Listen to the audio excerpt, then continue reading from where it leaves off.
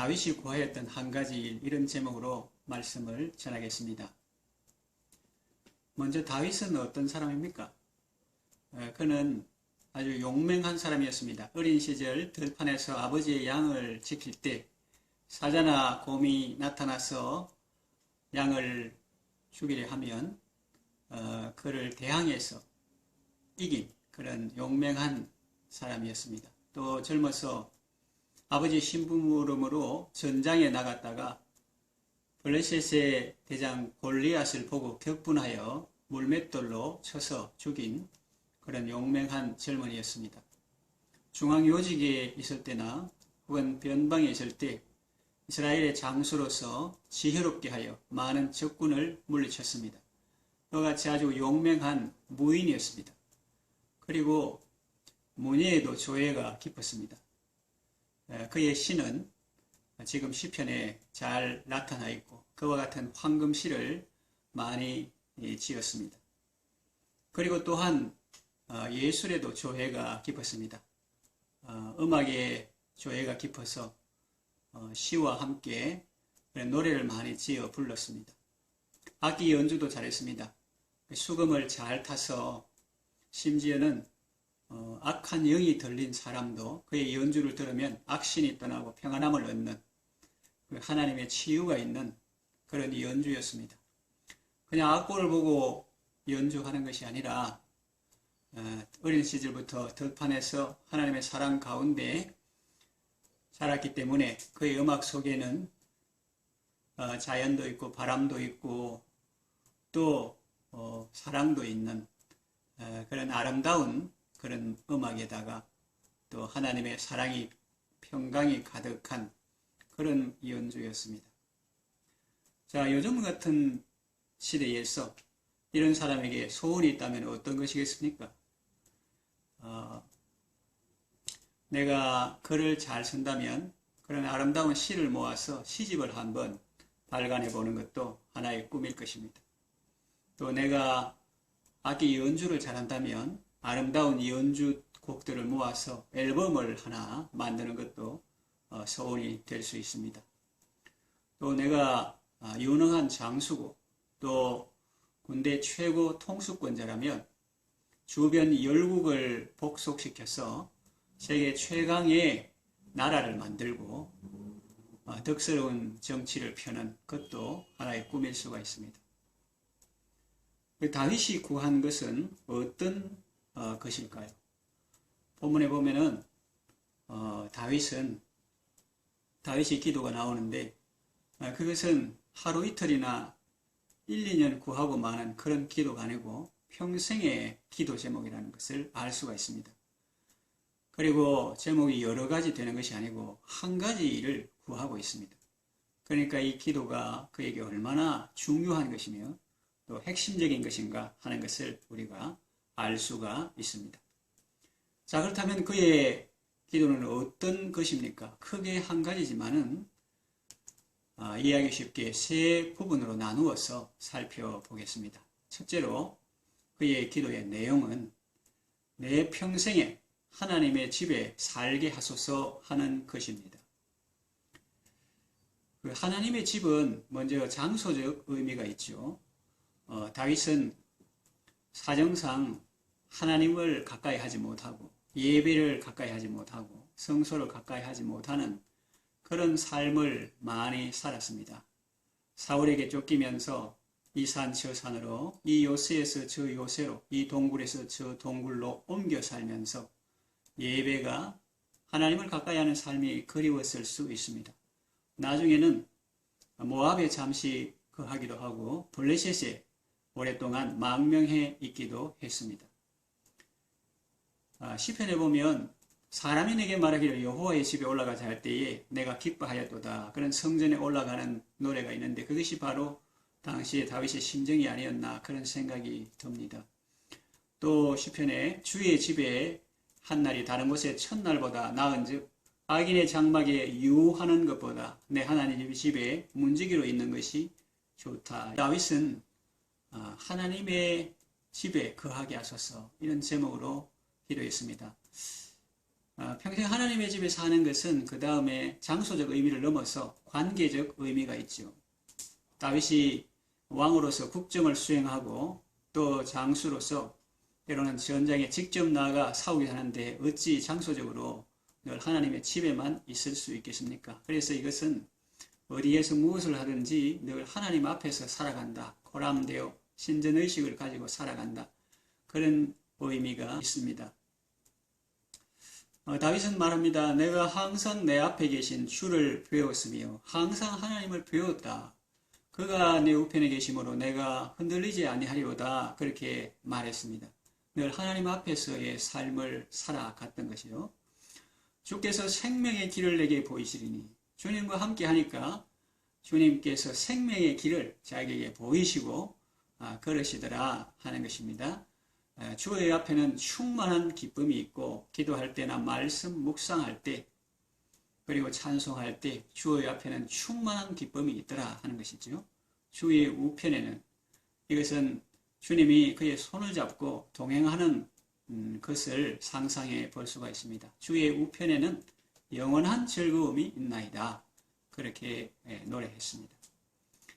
그래서 다윗의 기도는 평생 하나님의 집에 거하는 것이었습니다. 여러분도 어디에서 무엇을 하든지 늘 하나님을 사모하고 하나님 앞에서의 그런 삶을 살아가시기를 바랍니다. 두 번째 내용은 내가 평생 여호와의 집에 살면서 그의 아름다움을 바라보며 그렇게 말했습니다. 그래서 이 하나님의 아름다움을 바라보는 것입니다. 우리가 이 세상에 살 때 아름다운 것을 보게 됩니다. 먼저 이 꽃을 볼 때 사람은 누구나 기뻐합니다. 우리의 마음을 기쁘게 하죠. 그래서 그 꽃을 보고 가까이 다가가서 관찰하기도 하고 또 향기를 맡아보기도 하고 그것을 사서 집에 와서 기르기도 합니다. 또 좋은 경치가 있습니다. 아름다운 것을 보는 것은 우리의 기쁨이기 때문에 전망 좋은 방은 값도 더 비싸고 또 사람들은 전망 좋은 곳에 가서 좋은 경치를 구경하고 그렇게 합니다. 또 사람 중에서도 아름다운 사람, 멋있는 사람, 입술에 덕이 있는 사람이 있으면 그와 가까이 하고 그의 친구가 되고 그렇게 합니다. 이 세상에 있는 모든 아름다움의 원천이 바로 하나님이신데 삼위 하나님은 아름다운 분이시다 하는 것을 우리가 성경을 통해서 알 수가 있습니다. 먼저 성부 하나님은 어떤 분이신가? 찬송 가사에 나오는 것 같이 하나님의 아름다움과 그의 영광 볼 때에 세상 고생 잊어버리고 하는 말이 있죠. 하나님은 너무나 아름다우신 분이시기 때문에 우리가 그 얼굴을 배울 때 세상의 고생을 꿈에 본 듯 잊어버린다 하는 것입니다. 그 예를 우리는 성경을 통해서 볼 수가 있습니다. 요셉의 경우인데요. 요셉은 젊은 시절 아버지의 사랑을 받아서 자랐지만 어느 날 형들의 미움을 받아서 물 없는 구덩이에 던져져서 죽음의 공포와 또 분리, 고독, 불안 이런 가운데 아주 안 좋은 경험을 하게 됩니다. 그리고 애굽에 종으로 팔려가서 13년 동안 억울하고 누명 쓰고 감옥 가고 배신당하고 하는 이런 고난의 깊은 골짜기를 통과한 시절이 있었습니다. 그러다가 하나님의 때가 되어서 풀려난 애굽의 총리가 되고 7년 풍년 동안 다가올 7년 흉년을 잘 대비해서 바로에게 인정받고 애굽 국민에게 존경받는 그런 삶을 살았죠. 사브낫바네아 애굽말로 구원자라는 뜻인데 그렇게 존경을 받으면서 또 온 제사장 보디베라의 딸 아스낫이라는 여인과 결혼해서 아들을 낳았습니다. 그 아들의 이름이 뭐냐면은 머나세였어요. 그 이름의 뜻이 하나님께서 나로 하여금 과거의 모든 고난과 가나안에서의 아버지 집에 있던 모든 일들을 다 잊어버리게 하셨다. 안 좋은 기억을 다 잊어버리게 하셨다. 그렇게 말합니다. 하나님의 사랑과 은혜가 너무 커서 그를 다 잊어버리게 되었다 하는 것이죠. 우리가 하늘나라에 가서 하나님의 아름다움을 볼 때에 세상의 모든 고생을 잊어버리게 될 정도로 하나님은 아름다우신 분입니다. 또 예수님은 어떤 분이십니까? 만유의 주제 존귀한 예수, 사람이 되신 하나님이십니다.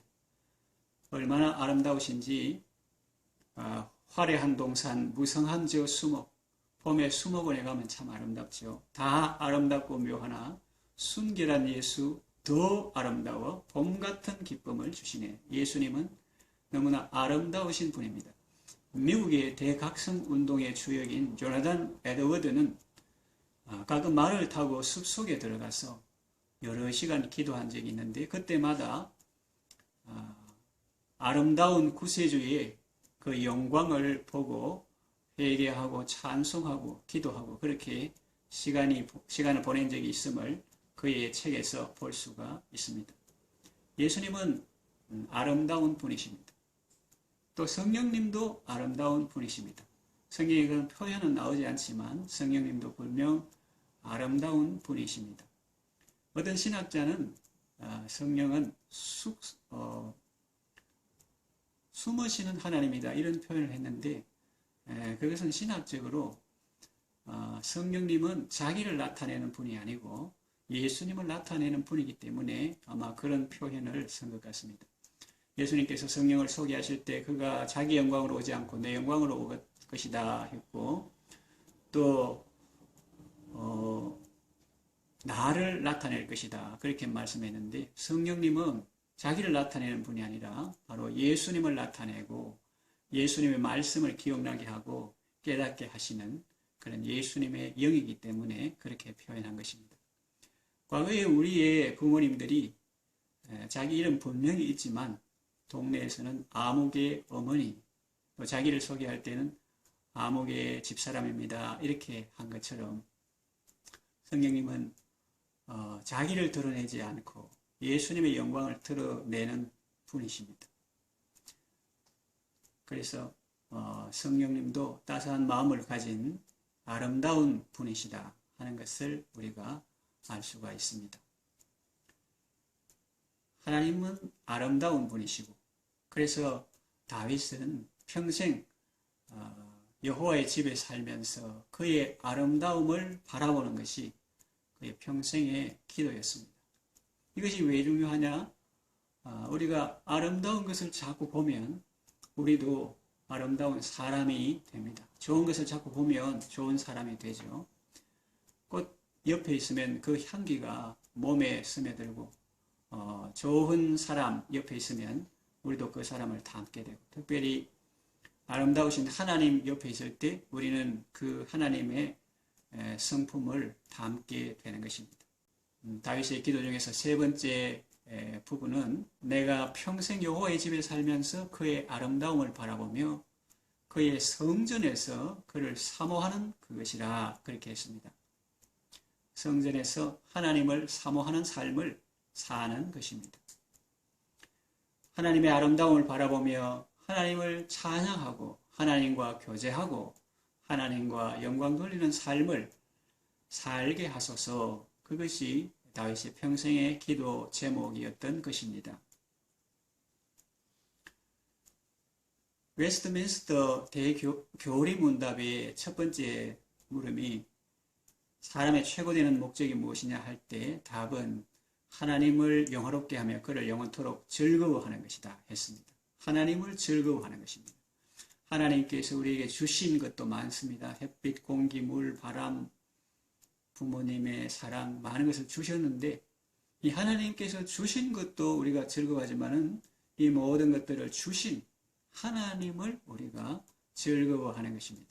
새는 하늘을 날고 물고기는 물에서 헤엄칠 때 아름다운 것처럼 사람은 하나님을 영화롭게 하고 하나님을 즐거워하는 삶을 살 때 정말로 아름다운 것입니다. 예를 들어서 새가 하늘을 날던 새가 여름은 창문 틈으로 서재에 들어와서 구석에 처박혀 있다. 그러면 불쌍하게 보이고 어떤 사람은 그것을 징그럽게 만지는 것을 징그럽게 느낄지도 모릅니다. 이 사람은 하나님께서 지으신 목적대로 살 때 가장 보람이 있고 기쁨이 있고 또 하나님께 영광이 되는 것입니다. 그래서 다윗은 평생 여호와의 집에 살면서 그의 아름다움을 바라보며 그의 성전에서 사모하는 그런 삶을 살게 해달라고 하나님께 기도했던 것입니다. 우리도 이 다윗처럼 평생의 기도 제목, 중요한 기도 제목을 가지고 하나님 앞에 기도하는 것이 중요하겠죠. 저번에 말씀드린 대로 우리는 노년을 위한 기도도 해야 합니다. 노년을 위한 기도는 노년에 하는 기도가 아니라 젊을 때부터 하는 기도라고 말씀드렸죠. 늙을 때 나를 버리지 마시며 내 힘이 쇠약할 때 나를 떠나지 마소서. 주의 힘을 장래 전하고 주의 능을 후세대에 전하기까지 나를 꼭 붙들어 주소서. 이런 노년을 위한 기도를 하는 것이 필요합니다. 그보다 더 장기적으로 중요한 기도가 바로 다윗과 같은 이 평생의 기도 제목인데, 평생 하나님 앞에서 살고 하나님의 아름다움을 보고 하나님의 집에서 그를 사모하는 그것이 다윗의 소원이었는데, 성경에 보면 그에 대해서 이렇게 말하는 내용이 있습니다. 다윗은 자기 시대에 하나님 앞에서 살다가 하나님 앞으로 갔다.